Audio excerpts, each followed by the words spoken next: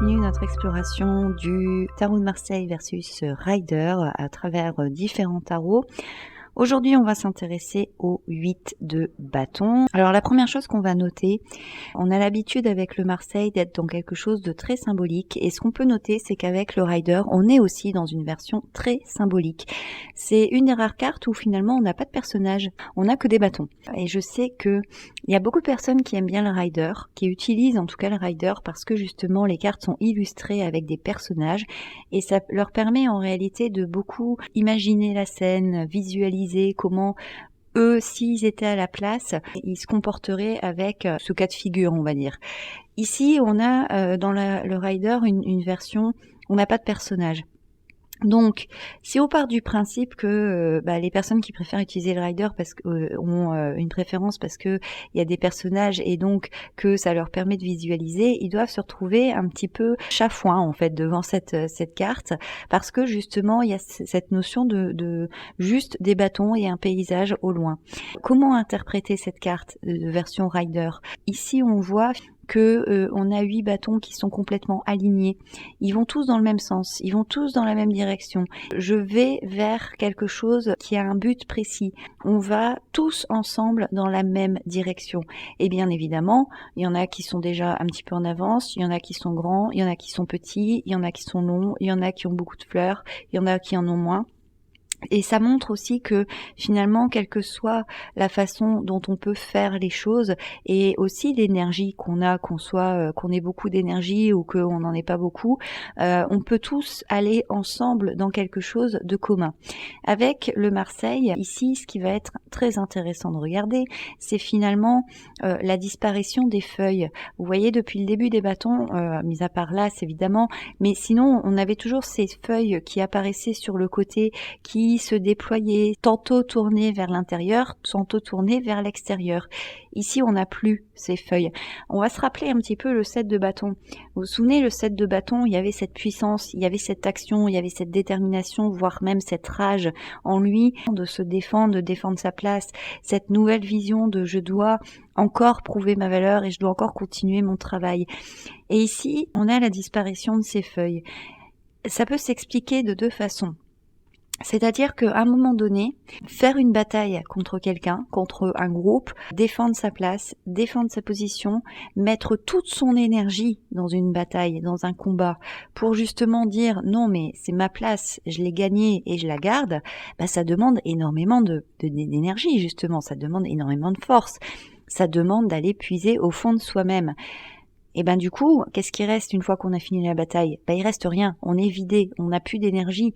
Donc forcément, ici, il y a un vide qui s'est installé parce que on n'est pas capable de ensuite, une fois que la bataille est terminée, que l'on ait gagné ou perdu, on n'est pas capable d'aller dans une deuxième bataille tout de suite. Il va falloir aussi prendre un temps pour se reposer. Mais aussi, et autre chose, le 8 de bâton, on voit que c'est très très très équilibré et même au niveau des fleurs qui apparaissent à nouveau, on a une parfaite symétrie. On est dans la perfection. On est dans quelque chose qui est complètement équilibré. Donc on est dans quelque chose où finalement le moment présent est parfait comme il est. Il y a une espèce, avec les feuilles, d'intégration de cette énergie. Cette intégration qui fait du coup partie de nous. Parce que on a pris conscience quelque part que cette force, elle existait en nous. Et ce combat du 7 de bâton, il a servi à ça. Il a servi à montrer que finalement, on était capable de repousser nos limites et que quand on était vraiment décidé à aller au bout de quelque chose, on avait les tripes pour le faire. Parce que c'est ça, les bâtons, c'est les tripes. C'est vraiment ce côté, cette puissance qu'on peut avoir et qu'on peut déployer et souvent qui nous surprend parce qu'on se pensait pas capable d'avoir autant de conviction, autant de détermination. On se pensait pas capable d'être prêt à affronter le monde entier parfois pour justement défendre son travail, son idéal, sa valeur. Ici, du coup, on a complètement intégré ces feuilles et donc ces feuilles n'ont plus besoin aussi d'exister tout simplement parce que on n'est plus finalement dans la création et dans le côté de je vais développer quelque chose, mais on est dans la parfaite intégration de j'ai compris que en fait c'est moi qui par moi, par ma force, par mon mental, par mes actions, par ce que je fais etc., eh bien, je suis capable de transformer les choses. Je suis capable, finalement, d'intégrer cette valeur qui est la force, d'intégrer le courage. Je suis capable d'aller le chercher en moi. Et donc, je n'ai pas besoin, en fait, de développer des feuilles, parce que développer des feuilles, ça veut dire aussi aller chercher à l'extérieur, sauf que c'est déjà là. Avec les 2 fleurs, on a vraiment, encore une fois, cette notion de direction. Vous voyez, on dirait un peu des flèches. Il y a vraiment cet élan, et l'élan, on le retrouve aussi dans le rider, puisque dans le rider, on a vraiment ce côté de on est en mouvement, on est dans quelque chose, on a l'impression que c'est des bâtons qui ont été tous jetés en même temps et qui pointent dans la même direction. Je me mets en route, je vais dans un mouvement, ce mouvement, il va me permettre d'atteindre mon but, mais en même temps, je suis pas en confrontation avec d'autres personnes. Je suis pas dans le 5 de bâton en train d'essayer de tirer la couverture à moi. Là, en réalité, j'ai réussi à vraiment trouver un rythme que tout le monde peut suivre. J'ai trouvé une façon de faire que tout le monde peut suivre, même si certains seront peut-être un petit peu à la traîne, certains iront peut-être beaucoup plus vite à faire les choses parce que c'est peut-être leur nature, mais finalement, on va tous arriver au même objectif. On est dans cette recherche, en réalité, de faire bien pour le plus grand nombre. Voilà. On a ce côté perfection qui rappelle d'ailleurs la carte de la justice, hein. On essaye d'être juste pour tout le monde. Et donc, c'est vrai que ce 8 de bâton, quand il est positif, eh ben, c'est vraiment ça, c'est ce côté de, à un moment donné, j'ai compris en fait que j'étais capable d'atteindre un objectif aussi en rassemblant toutes mes forces, toutes mes capacités et toutes les actions que je peux poser. Si j'oriente toutes les actions que j'ai à faire dans un même sens, eh bien forcément, je vais me diriger et me rapprocher de mon objectif. Par exemple, je sais pas, on revient à cette espèce de production de farine, hein, pour peut-être faire un gâteau derrière. Eh bien, je suis capable de planter mes graines, je suis capable de récolter mon blé, je suis capable de faire tourner le moulin, je suis capable de stocker les sacs de farine, je suis capable d'aller prendre la farine pour aller commencer mon gâteau. Ce sont toutes des actions qui sont différentes, mais ce sont toutes des actions qui sont importantes. Et je comprends ici que toutes les actions que je pose et qui sont de même importance vont me permettre d'atteindre mon objectif ultime, qui est de faire un gâteau.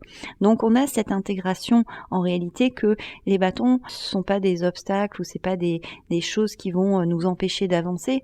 Il va falloir simplement aller chercher toutes ces procédés et toutes ces façons de faire pour pouvoir justement continuer à aller dans le mouvement. Ici, avec le Marseille, les fleurs nous montrent vraiment ce côté de direction et ce côté de mouvement. On dirait 2 petites flèches, 2 fléchettes en fait qu'on est en train de lancer pour atteindre une cible. Avec le tarot des sorcières, on retrouve la version Rider, hein, comme d'habitude. Ce paysage, on a quasiment la même carte en réalité, sauf que on a un point de vue différent. Ici, on est un peu de côté et on voit vraiment parallèle. Ici, c'est comme si on était à l'arrière des bâtons et qu'on voyait en fait que finalement, ils sont pas si parallèles que ça, mais ils pointent tous vers la même direction. La même direction ici est représentée par un lac parce que c'est quelque chose aussi qui nous tient à cœur, donc c'est l'émotionnel, mais c'est aussi le but ultime. Et on voit que ici on retrouve ce côté avec certains bâtons qui ont une action on va dire plus importante avec le ruban rouge. Il y en a qui n'ont pas de ruban, il y en a qui ont même pas de fleurs, mais c'est pas important. En réalité, c'est vraiment c'est tout le groupe, toute la communauté qui va aller dans la même direction et indépendamment des différences, des capacités de chacun, des forces de chacun et aussi du niveau de, on va dire, de maturité et de progression de chacun, eh bien, on emmène tout le monde dans ce petit paradis perdu pour construire quelque chose ensemble, pour former une communauté. Avec le Tatou Tarot, on a une carte un peu particulière qui au début, d'ailleurs quand j'ai reçu le tarot, c'était un peu compliqué pour moi parce que moi je la voyais comme route fortune, mais non, c'est bien le 8 de bâton. En fait, les bâtons sont ici. On est dans une espèce de rosace multidirectionnelle. On voit les nuages qui sont autour, on voit que le soleil est en train de revenir, donc la bataille est terminée. La bataille est un mauvais souvenir que on a traversé et le soleil revient. Une fois qu'on a fini cette bataille et que on l'a gagnée ou perdue, vient le moment de se poser la question et maintenant on fait quoi? Et ça, c'est cette représentation finalement du 8 de bâton. Et ce qui est intéressant, c'est qu'on voit qu'on a un chemin, mais on voit aussi qu'on a une petite maison. Ce qui veut dire qu'on a aussi la possibilité de rentrer au bercail et de se dire, bon bah voilà, moi j'ai fait ce que j'avais à faire, maintenant je peux rentrer chez moi et faire ma vie tranquillou bilou. Ou alors me dire, finalement j'ai fait cette bataille, mais je me rends compte que j'ai encore quelque chose à faire. J'ai pas complètement accompli ma mission, j'ai encore quelque chose à faire. Donc Donc là, on est sur la décision qu'on prend aussi, comment on oriente les choses, dans quelle direction on va. C'est ce moment de pause en fait après la bataille où on se dit finalement, maintenant, qu'est-ce que j'en fais de tout ça? Parce que c'est bien beau de s'être battu pour ses idées, c'est bien beau d'avoir défendu son territoire.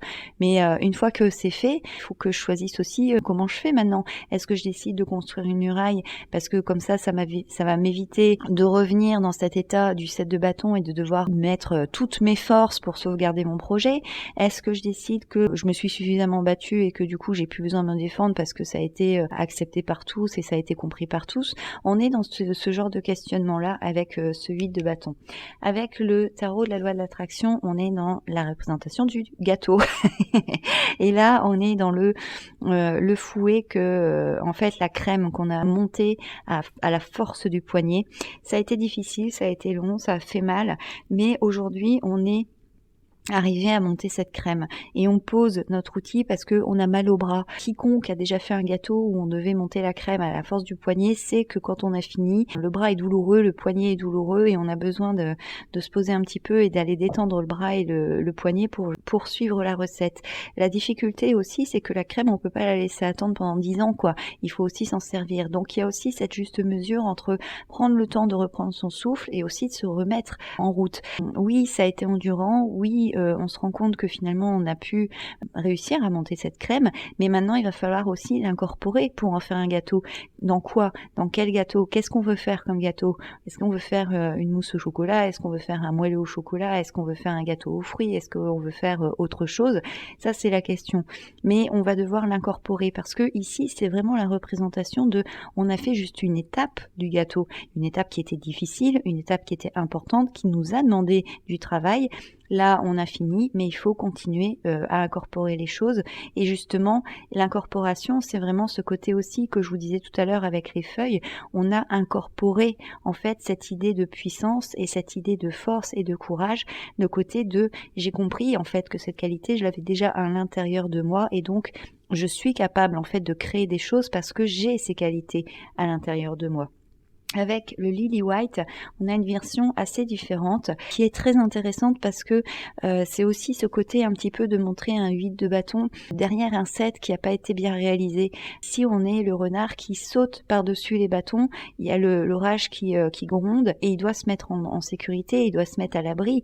Et quelque part, ici, on peut supposer que en fait, la bataille, elle n'a pas été gagnée. À un moment donné, je pense aussi à ma propre sécurité.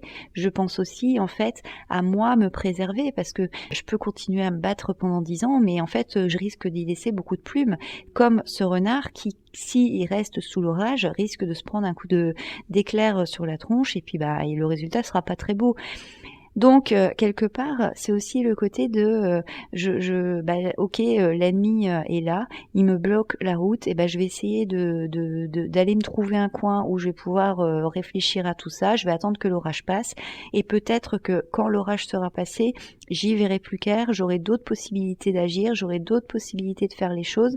Ça n'empêche pas que je sais que j'ai quand même de la force, j'ai quand même l'aptitude de pouvoir rebondir. Le 8 de bâton, c'est aussi ça. Ça veut pas dire que c'est un échec. Ça veut pas dire que j'ai pas fait preuve de courage. Ça veut pas dire que j'ai pas été au bout de moi-même, mais à un moment donné, et maintenant dans la vie, c'est possible que je rencontre quelqu'un qui soit encore plus fort que moi. Et ça veut pas dire que ce que j'ai fait était vain, parce que ça m'a quand même montré de quoi j'étais capable. Et d'ailleurs, aujourd'hui, j'ai encore la force, justement aussi, de comprendre que je dois aussi me préserver si je veux aller au bout des choses. Donc c'est plutôt une grande leçon de vie qu'on a, même si effectivement, ça laisse peut-être parfois un petit goût amer dans la bouche. Donc voilà pour le 8 de bâton, j'espère que la vidéo vous a plu. Moi je vous retrouve bientôt pour la suite de cette série et comme d'habitude, prenez soin de vous. Ciao!